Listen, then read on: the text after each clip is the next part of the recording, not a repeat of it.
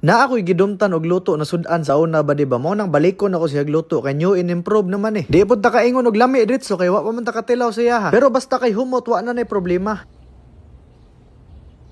Rada diha ba de, unsa may maserbisyo na ko si muha diha ron. Kay hinumdum mo atong giluto na ko sa unang panahon ba di murag duha ka tuig na siguro ning labayang. Basta ang pangalan niya kay Tiyula Itom. Kay daghan naman kog amigo na mga Muslim na niingon sa kuha na bay murag lami lagi timong Tiyula Itom na giluto. Pero di man to mao. Unsay di mao nga grabe magid akong habhab ato. Pero maminaw na lang ta kay di man kitay sweeto ani na putahe. Ang pinaka-importante ana ba di kay mamili gyud kag nindot na parte sa baka. Kay sabaw man ni siya gipili na ko tong naibukog. Pag budget og ahos ani ba diha kay lahi man tong marinate niya lahi po to pang gisa. Mao na ginaingon ba din na bisag sige tagkaon buntag hantod gabi inagyo mga sudan na wala patakatilaw. Mao nang kung naa kay silingan tilawi dritso. Ang kana mga sudan na wa ka kabalo ba nya ginatudlo si muha. Ayaw gyud kumpiyansa ng silingan gyud ba diha kay kung mukamang na mga politiko taga duha o tulo ka tuig ay kanang silingan ba di duda ko murag taga gabi gyud po. Di pud ta kabalo kung pilay hatagan sa kalibo bag 5,000 kay usahay pwede ra man masabutan. Sayon ra man gyud lutuon ng Tiyula Itom ba di ang pinakalisod lang gyud ani kay ang pagkuha aning unod sa lubi. Lupig pay buog gikut-kot og barbecue steak ba di kay murag di gyud siya lalim. Di po ni siya matawag og Tiyula Itom kung dili kani ang imong gamiton. Paglahos sa mga 30 minuto siguro gyud ba di mao gyud akong estimate gihiwa na nako ning baka. Kanunay yung ginagamit ani ba di kay kanang unod lang bitaw sa baka pero ako gusto kog bukog kay murag dugay man ato ning pabukalan. Na magyuntay sayon nga sud-ano nganong kani man sa datong lutoon. Pero ang pinaka-critical ani ba di kay kung unsaon nimo pagsunog sa unod sa lubi. Gilaliman ka ng gilubi na lang gani nasunog pag yun. Lahi man nigpamaagi ba di kay ang uban ginasunog nila didto sa butane ang uban ginasunog pud sa kahoy. Pero ako mas ganahan ko kung lutuon ni siya sa uling kay uling pud may anigikan ning lubi. I-estimate gyud ba di kinanipis lang gyud kayo ang pagkasunog aning unod. Kay ganahan magha ka mga kaon pa aning sudan. Basta manimaho na nagpopcorn ba di nya makita nimo na ing ani na ang pagkasunog kana mao nay pinakanindot. Ginatuyo ning ani ba di kay para mahatagan bitaw og latik na lasa. Kunya para mas muhumot pud siya maayo basta imuha ng gisahon. Pwede ra gud siya chap-chapon ba di pero mas pinakanindot gyud ana kay ibutang nimo siya sa blender. Kay para pinog gyud kayo ba niya para mahimo siya powder. Lain pud og ibutang nato dito sa baka ba di no na di man ginamo ito mang color sa baka kay wa man nato gipino. Tistingi ganig pikpik og kanang buon na pulbo imong nang og mga bang baka. Bago nimo nagisahon ba di kailangan pa na nimo siya i-marinate sa ahos, luya, kaning powder na lubi og kaning turmeric para makasigurado pud ka ba di na mosulod gyud ang lasa sa baka. Pero ay gyud pataka og sulod og lasa ba di ha kay basin niyo maginikanan kagwa nimo timan para lami gyud pud ni ba di kailangan nimo na siya i-marinate og mga duha ka oras o tulo. Kay para sad mosulod sa ubol-ubol ang lasa. Kaning Tiyula Itom ba di simple lang kaning mga lamas kanang ahos, luya og bumbay ra gud. Pero isa pud sa pinaka-importante ani ba di kay kaning tanglad na hiniwa. Importante gyud kay na pud siya ba di kay para mawala ning lansa aning baka. Lain man pud gyud ang baho sa lansa aning baka gyud ba di ba kay kanang murag amigo bitaw nimo bagong mata unya tulo ka adlaw na nahutdag toothpaste. Igang kay nang ingana oy. Pag human nimo gisa ana ba di pwede na nimo pabukalan sa tubig tanglad asin paminta og sili. Biyaan lang nimo nagtulo ka oras ba di unya wa na piti-piti nimong baba si kaon ana. Mao naganahan lang pug ning Tiyula Itom ba di kay murag lahi ra pud siya glasa sa uban sabaw ba. Mura bitaw siya ginataan na murag dili unya gisabawan. Basta kay di gyud nako ma-explain murag akong feeling sa iya ha. Kung imo siya tan-awon medyo luod gyud kay ito manggod. Pero kung imong matilawan ba di mura kag magpalpitate sa kalami. Siguroon lang gyud nimo ba di nalimpyo imong pagkaluto aron di ka maalanganin og bation. Tanawa ganin ning panahon ron oh. Init kay ganin ang buntag karon kaulanon murag bipolar. Pero wa na lami na kay kung kaon diri kay mao pa ni ang pinakauna na kung kaon karong adlaw. Kana pud bitaw daghan kisig pangutana sa ko ang anong ga-diet daw ko. Muapil ba daw ko sa bench body? Di gyud pud ta maapil diha kay mga brusko na kay tuglawas National Bookstore siguro pwede pa. Ang nakanindot man pud gud sa mag-diet ba di kay madugay tagbuhi diri sa kalibutan. Kay ug magpataka ra pud kag kaon taga-adlaw ba di basin 6 feet below the ground ra ka puniton. Unya kung mag-diet gani ka ba di siguroon gini mo na diretso gyud na 2 months. Kay lain maguning uban mag-diet ba di butang nato mag-jogging pagkahuman mo adtog samgyupan unya ang samgyupan halos magsirado na lang kay mahotda nagkarne. Unya di pa gyud nimo na mabadlong kay mo ingon ra man pud nag I deserve this. Unya naapoy uban na mag-post nga day 1 ko no New Year New Me lagi. Unya unsaon ta man na aron pag-abot og March nag-post naman pud og day 1 ang buang. Sa isa ka tuig murag 17 siguro ka day 1 yang gibuhat. Pero sa tinuod lang lami man gyud ang mukaon ba di. Samot na nang libre. Pero dapat mahulat ra pud ka kung libreho na ka. Naman pud guy usahay na hagaron kog kaon ya pag-abot na sa tingbayad giatay ako'y pabayron. Maayo sad no. Di na pud ka kapalag kay mo ingon ra man pug mi